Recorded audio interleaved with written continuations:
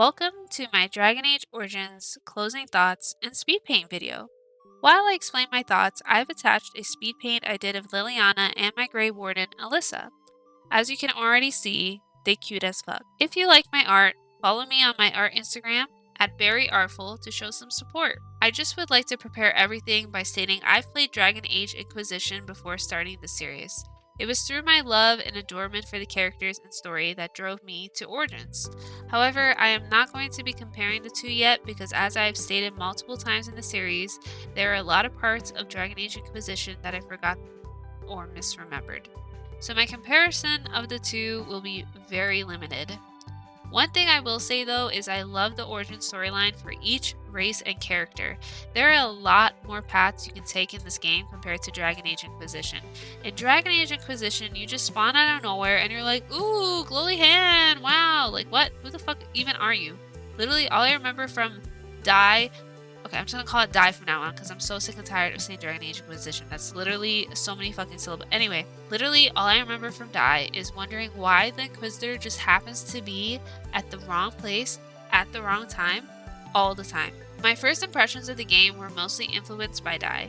I enjoyed playing that game, so I was excited when entering the world of Origins. I will say, however, the human noble origin was good, but it felt a bit bland. The other backstories of the characters, such as the Dalish elf or the noble dwarf, seem much more exciting than a human noble. Of course, I do think that was the whole point. You are raised and born in nobility and privilege, and I literally played a two-handed warrior, noble. So that's as stereotypical as it gets. However, this game continued to prove more and more exciting. As I continued to play, I became more immersed in the story. Of course, this was an edited playthrough and not a stream VOD, so I didn't include everything. However, I was able to read a couple of the codexes, and it was very cool to have that much depth to each and every room you enter, and every character you meet. It's no wonder this game has expanded to almost 4 parts. The lore is incredibly immense and immersive. Some parts were super long and boring though, like the Fade. Oh my god, the Fade. If I ever do play this game again, I will 100% skip the Fade. Like, I'll find a fucking mod or something. Because I swear to god, it was good for like the first and last 20 minutes. Everything in between just made me wish it was over. However, the other exciting parts of the game made it worth it. Examples would be the Dalish werewolf story, the Broodmother, the High Dragon in Haven, and every time Leliana would flirt with me. Speaking of Leliana, oh my god, I love Leliana. Did I mention I love Leliana? Anyway, I also really loved every other companion in this game. I mean, granted, love is a strong word, but each and every character had a unique storyline. Each of them had an amazing backstory. It was exciting to talk to them. One of the best parts of the game for me was just going to camp and talking to everyone. Of course, my favorites will always be Leliana, Alistair, and Morgan. Those are just my homies. I couldn't bring Morgan as much though because she would definitely disapprove everything I do. I love how she acknowledges you as a friend though, as the series goes on. Like, what a homegirl. Like, that just like hit my heart. Like, I knew the moment I saw her, she was like, oh, you know, like, I don't like you, like, you're fucking weird. And then I was like, no, you're gonna end up being my bestie. Do not test me. And that's what happened. Literally, that's what happened.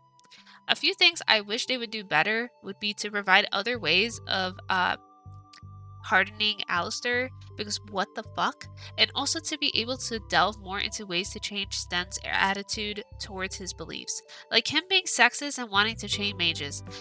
But it is cool to have someone like him as your companion because it just shows how expansive the characters and civilizations are. I also wish there was more party banter about Leliana and Ai's relationship. I know as a male Grey Warden, Morgan and Leliana have a cat fight over you. Like, where is my cat fight, huh? This is why I had to end up drawing all this fan art. Like this one I did. Yeah, that's right. I'm a sucker for cheesy ass romance, okay? So what, okay? Also, Potato needs to shut the fuck up. Come on, Potato. I'm in the middle of flirting with Leliana. Can you please shut up? Also, this game was made in 2009 and I very much appreciate the way they handled LGBT relationships. It felt very authentic and I liked it.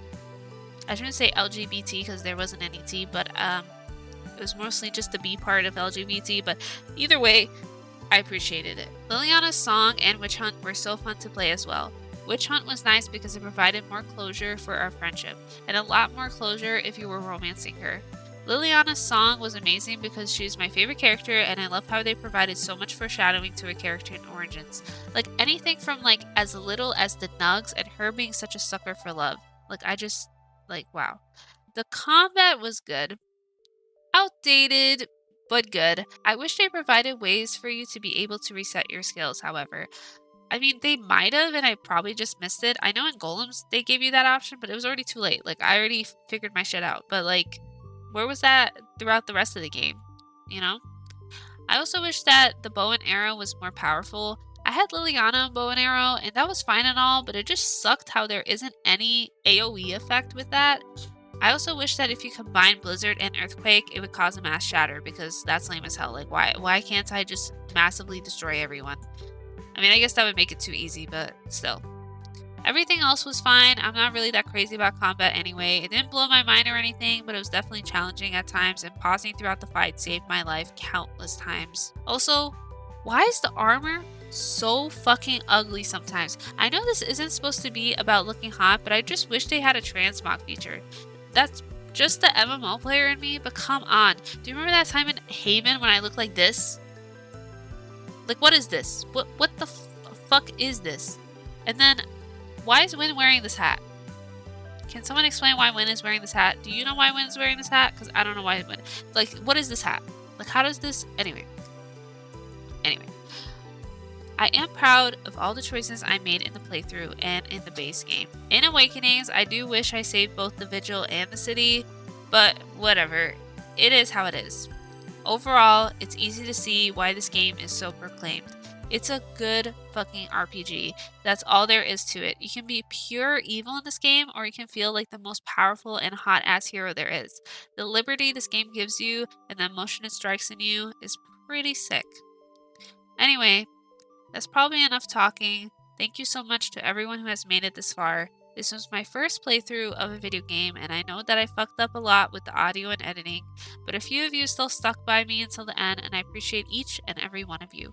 If you have any questions about any of my other thoughts I missed, please feel free to ask me in the comments, and I will be happy to answer. Thank you for watching, and I look forward to playing Dragon Age 2 next.